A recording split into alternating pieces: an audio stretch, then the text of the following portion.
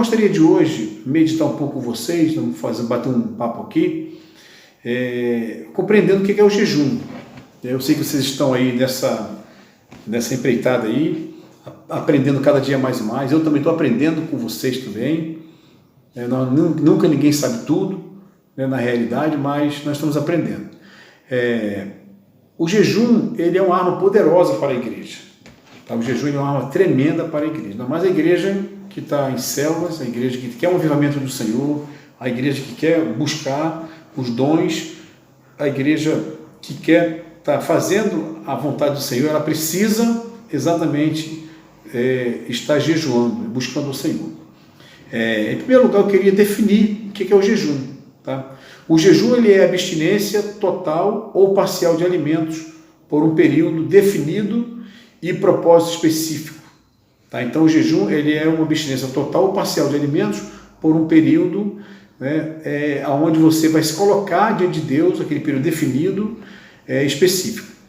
Ele tem sido praticado pela humanidade em praticamente todas as épocas. Então, o jejum ele tem sido praticado em todas as épocas que você possa imaginar, tem sido feito o jejum. Tem sido feito por nações, culturas, e principalmente por religiões. Ele pode ser com o mesmo intuito, pode ser também com o intuito medicinal, né? Muitas vezes nós sabemos que o jejum ele também tem um aspecto medicinal. Por exemplo, o jejum, chega um dado momento, quando você faz o jejum de abstinência total, você começa a sentir do seu corpo aquele calor, chama rubor, né, que se chama, aquele calor no corpo, exalando, aquilo ali, o seu corpo está queimando toxinas.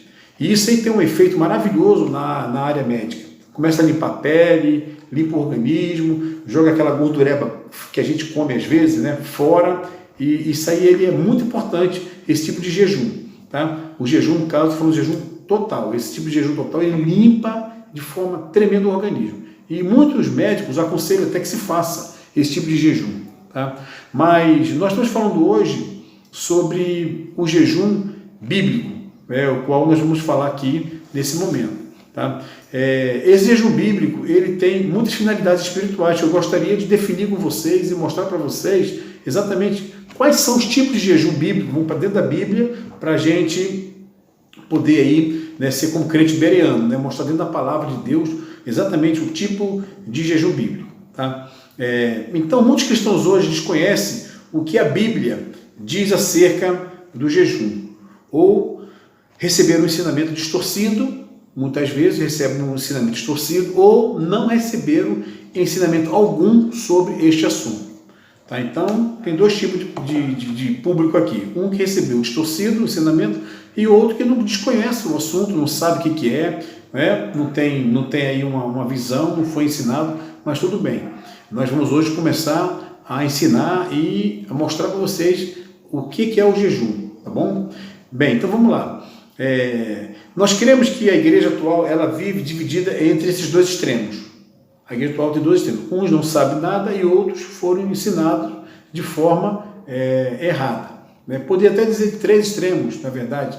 E tem um grupo também que conhece um pouco, conhece às vezes até bastante, digamos assim, do jejum bíblico. Né? Então, também tem aqueles que não dão valor algum ao jejum, né? Aqueles também que se excedem em suas ênfases sobre ele, mas penso que Deus ele quer despertar a sua igreja para a compreensão da prática desse princípio que, sem dúvida, é uma arma poderosa para o cristão. O jejum é uma arma poderosa para o cristão. Qual é o propósito do jejum? Primeiro fizemos a definição, agora nós vamos falar aqui sobre o propósito.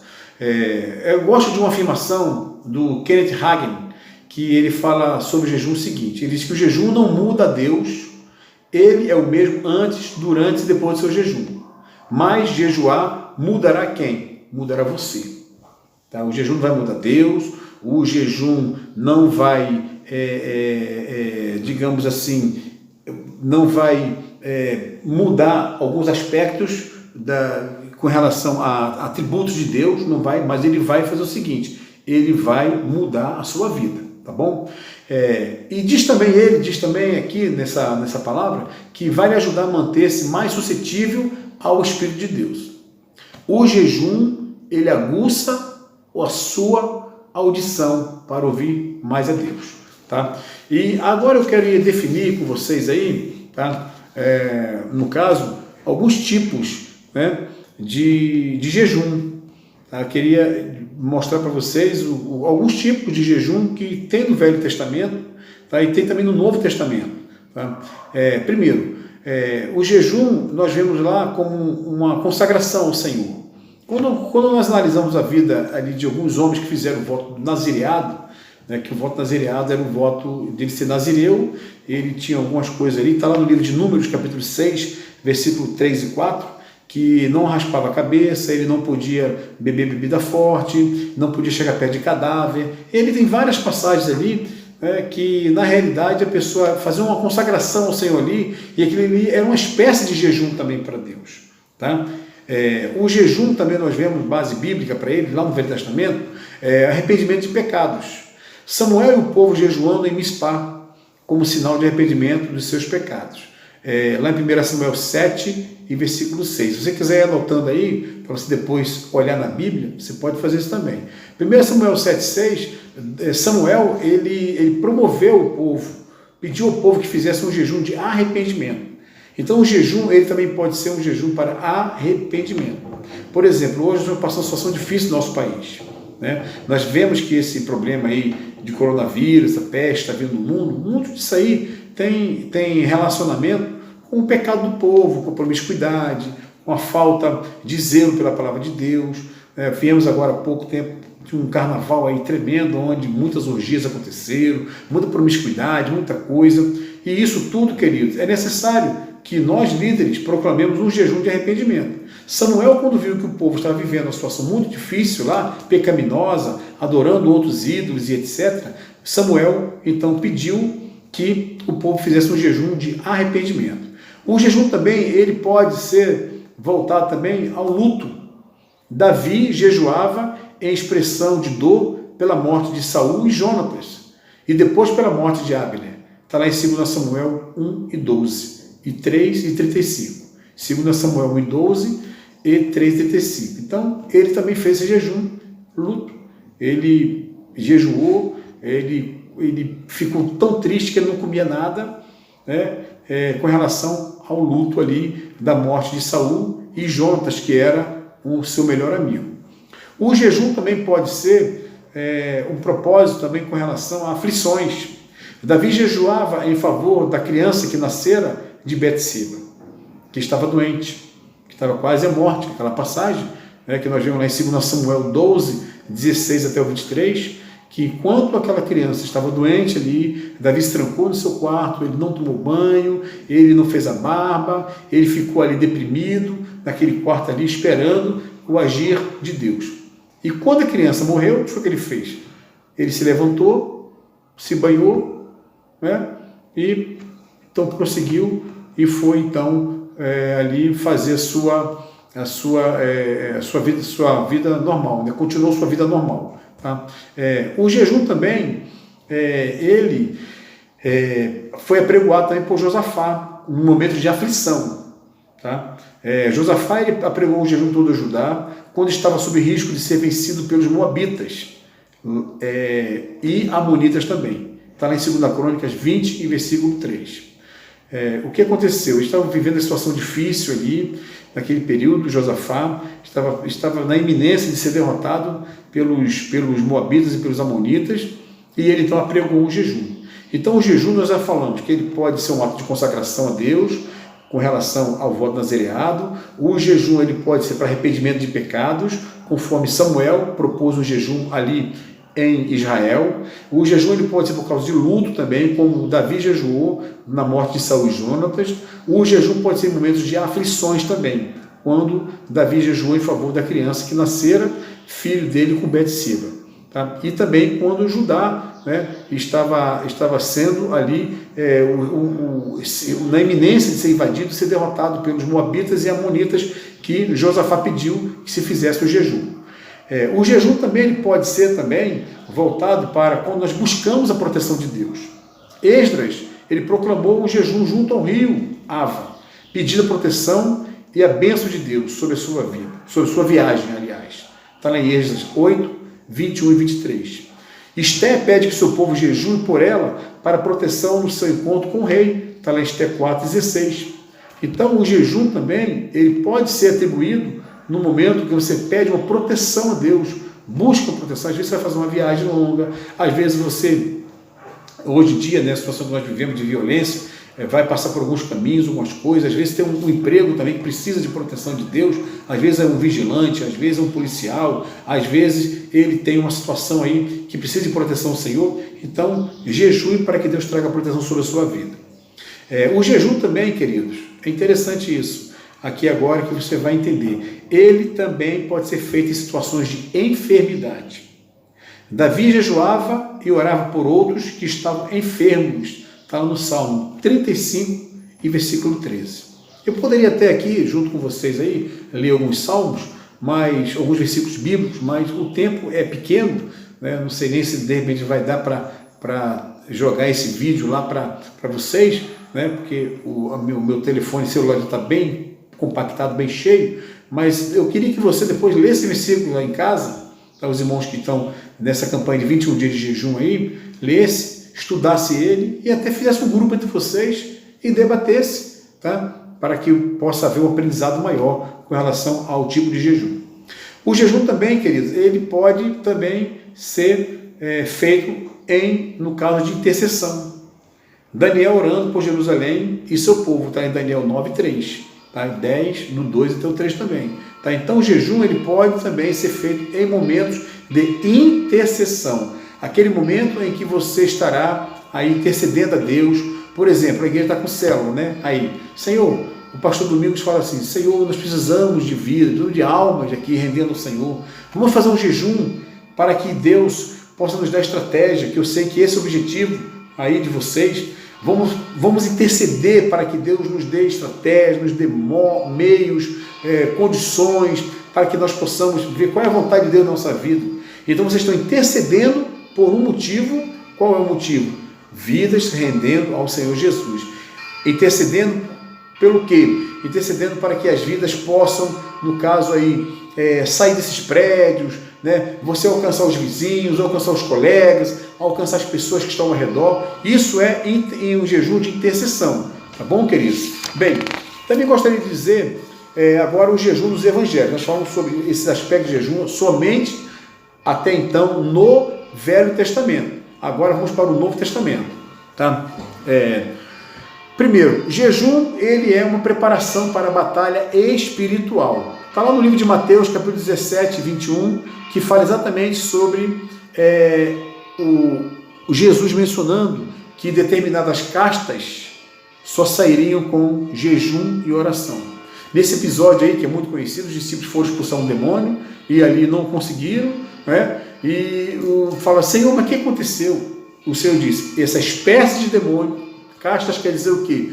Qualidade, espécie de demônio, espécie de espíritos, né?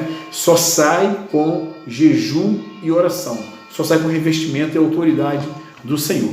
Por isso que eu falei no início dessa ministração, que o jejum ele é muito importante para nós. O jejum ele é tremendamente importante para que você possa ter uma vida de poder e de unção do Senhor. Eu falo aqui na igreja, na nossa igreja, aqui na Batista Elohim, eu falo, irmãos, os obreiros principalmente, é bom que vocês estejam sempre jejuando e orando, porque às vezes na sua célula há uma possessão demoníaca, há um espírito maligno ali, alguma coisa que possa acontecer, né? E você às vezes não está jejuando, não está orando, o que acontece? Pode passar vergonha, tá? Pode passar vergonha. Já tive casos aqui na igreja de pessoas que foram simplesmente despreparados para tentar tentar expulsar um espírito maligno, um demônio, e passaram vergonha, não é verdade? Então o jejum também ele é para a preparação para a batalha espiritual. O líder de célula, queridos, aquele que está em liderança, na frente de qualquer trabalho na igreja, ele precisa ser pelo menos 1 ou 2 vezes na semana estar jejuando. É importante que ele faça isso, né? É importante que ele tire um tempo para estar jejuando diante do Senhor. No Velho Testamento também nós vemos que o jejum também ele é um momento para estar com o Senhor. Ana não saía do templo, orando e jejuando frequentemente. Então, em Lucas 2, 37. Ana estava sempre no templo ali, né? Orando, buscando, na verdade, ali é o Senhor. Tá? O jejum também nos evangelhos, ele fala também sobre uma preparação para o ministério. Jesus só começou o seu ministério depois de ter sido cheio do Espírito Santo e se preparava em jejum prolongado no deserto. Quanto tempo Jesus foi para começar o seu ministério? 40 dias e 40 noites. Né? 40 dias e 40 noites para começar o seu ministério. Jesus estava se preparando para enfrentar as batalhas. Quantas vezes nós vamos começar um ministério na igreja, né? Às vezes fomos consagrados para uma coisa, ou apresentados para um serviço da igreja. É importante jejuar, meu irmão. Você não sabe o que você vai enfrentar ali na frente, ali, né? O que você vai se deparar, você não sabe. Então é importante você estar jejuando. Tá? Atos dos Apóstolos, a igreja praticando o jejum. Em Atos dos Apóstolos, nós vamos ver também alguns tipos de base bíblica para o jejum. Por exemplo, jejum para ministrar ao Senhor. Né? Os líderes da igreja em Antioquia jejuando apenas para adorar ao Senhor. Atos 13, versículo 2. Tá? Eles estavam na frente da igreja, vamos ministrar ao Senhor. É importante que os levitas, eu sempre falo isso aqui na igreja, os levitas, os músicos da igreja, tirem momentos para jejuar, para buscar. Porque na realidade o levita, ele reparte o púlpito com o pastor da igreja. E é importante isso para quando você cantar, tocar no teclado, ou tocar violão, o que acontece, irmão? A sua vida está cheia da unção do Senhor. Então é importante que você jejue nesse período. No Atos dos Apóstolos também, nós vemos uma coisa interessante, que eles jejuavam também para enviar pessoas, né? Para enviar pessoas comissionadas. Ele diz assim, lá em Atos 13, 3, né? Apartai-me a Paulo e Barnabé para a obra que os tem chamado. Né? Então, e jejuando o Senhor disse, apartai-me a Paulo e Barnabé para a obra que os tenho chamado. Na hora de pôr as mãos e enviar ministérios comissionados. Vai separar alguém na igreja para o pastorado, para o ministério diaconal, para liderar células, inclusive. Né? Jejua e ora. Pede a Deus. Você vai tomar uma decisão importante no seu ministério, querido? Você precisa jejuar e orar. Falar com o Senhor nesse momento. Senhor, me dá a tua direção. Senhor, me dá a tua direção. O próprio Senhor Jesus, no caso, né, quando ele foi escolher os discípulos, a Bíblia diz que ele foi ao monte, separou um período e foi ao monte para orar, para buscar o Senhor. E eu tenho certeza que naquele período também ele estava jejuando, buscando ao Senhor. Quantas decisões nós estamos precipitadas porque não nos jejuamos? Não queremos ouvir a voz de Deus. Né? Não queremos ouvir. Separar um tempo para buscar o Senhor. Outro ponto também interessante, para estabelecer os presbíteros da igreja também. Além de pôr as mãos com jejum sobre os enviados, o faziam também sobre os que recebiam autoridade de governo na igreja local, o que revela que o jejum era um princípio praticado nas ordenações de ministérios, que eu falei já anterior, né? Que para separar para o ministério era importante jejuar. Está lá em Atos 14 e 23. Então, nas epístolas, nós só encontramos menções de Paulo ter jejuado, né? Encontramos algumas versões também de Paulo, o apóstolo Paulo ter jejuado, em 2 Coríntios 6, 3 e 5, 11, 23 e 27 e etc. Agora eu gostaria de finalizar essa ministração, que já vai para quase 20 minutos, falando sobre o jejum parcial, tá? E o jejum total, tá bom? Rapidamente, para a gente poder encerrar essa ministração. Normalmente o jejum ele é praticado em períodos maiores ou quando a pessoa não tem condições de se abster totalmente de alimentos, por causa do trabalho, né? Por exemplo. Nós lemos sobre esta forma de jejum no livro de Daniel. Tá? Então você pode fazer o jejum parcial. O que é o jejum parcial? O jejum parcial, na realidade, está lá no livro de Daniel, capítulo 10, 2 e 3, que diz assim, naqueles dias eu, Daniel, pranteei durante 3 semanas, manjar desejável não comi, nem carne, nem vinho entraram em minha boca, nem me ungi com óleo algum, até que se passaram as 3 semanas. Tá? Daniel 10, 2 e 3. Então, na realidade, o profeta Daniel, ele diz exatamente que ele ficou sem ingerir carne, vinho e manjar desejável. Provavelmente restringiu a uma dieta de frutas e legumes. O jejum parcial, na realidade, nós entendemos, tá? Que ele é um jejum que você se abstém de alguns tipos de alimento, tá? De alguns tipos de alimento. Aqui na nossa igreja, por exemplo, tem pessoas que não conseguem fazer o tipo de jejum total, tá? O jejum total, eu vou falar logo mais à frente sobre ele, o que acontece. Então tem pessoas que têm diabetes, tem pessoas que têm problemas, né, de úlcera, de gastrite, estão tomando remédios, então não conseguem às vezes fazer o jejum total, né? O jejum total já está dizendo total, você se abstém de tudo, na verdade.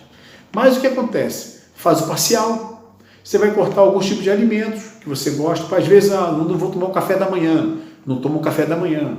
Às vezes, eu vou fazer o seguinte, eu vou ficar a parte da tarde sem almoço, fica para a tarde sem almoço, isso é o jejum parcial. Às vezes você gosta muito de carne, né? Tem gente que gosta muito de carne, não vive sem carne, né? É um problema. Aí o que acontece? Vou cortar carne e carne vermelha de preferência. Isso é um jejum, né? Interessante que isso é um jejum parcial. Às vezes você gosta muito de café, não vive sem café, corta o café, tá? Então esse é um tipo de jejum parcial que nós vemos base bíblica lá no livro de Daniel, aonde ele cortou alguns tipos de alimento. E a Bíblia diz lá na frente que quando eles foram ver a aparência de Daniel, era uma aparência muito boa, o rosto dele era um rosto bonito, um rosto bem, né, lisinho, todo perfeito e tal. Por quê? Porque o jejum que ele havia feito tinha sido um jejum exatamente que abençoou e até foi benefício para o seu corpo também. Para encerrar agora, queridos, nós já estamos bem adiantados, né? Eu quero falar sobre o jejum, no caso, total. Tá? O jejum total, como se diz, é abstinência de tudo. Tudo, o jejum total. Alguns autores dizem até água, mas, na minha concepção, a água ela não quebra o jejum. Tá? Até porque o nosso corpo ele é constituído na sua totalidade de água. A água, ela, na verdade, não traz aquele alimento. A água ela serve só para lubrificar e para nos hidratar. Tá? Então, na Bíblia nós encontramos poucas menções de ter alguém jejuado sem água. Na verdade, somente 3 pessoas na Bíblia jejuaram sem água, que foi Moisés, Elias, e se eu não me engano agora Moisés, Elias, tem mais outro agora que eu não me recordo. Moisés, Elias, tem mais outro que eu não me recordo agora. Tá? Somente 3 pessoas que jejuaram, no caso, sem beber água. Aliás, Moisés, Elias e Jesus. Desculpa, Moisés, Elias e Jesus. Me lembrei agora. Exatamente isso. Os 3 jejuaram sem água. Mas para você jejuar sem água, só se for por divina vontade de Deus. Porque o jejum sem água, segundo os biólogos, ele chega a um determinado período do jejum, digamos, jejum muito longo, por exemplo, quando chega mais ou menos no 40º dia de jejum, o teu corpo ele começa a soltar algumas peles começam a soltar, e você começa a entrar num estágio de decomposição. Por que essas pessoas, quando fazem greve de fome, o que eles fazem? Dão água para a pessoa. Nós tivemos um tempo atrás aí que garotinho fez greve de fome.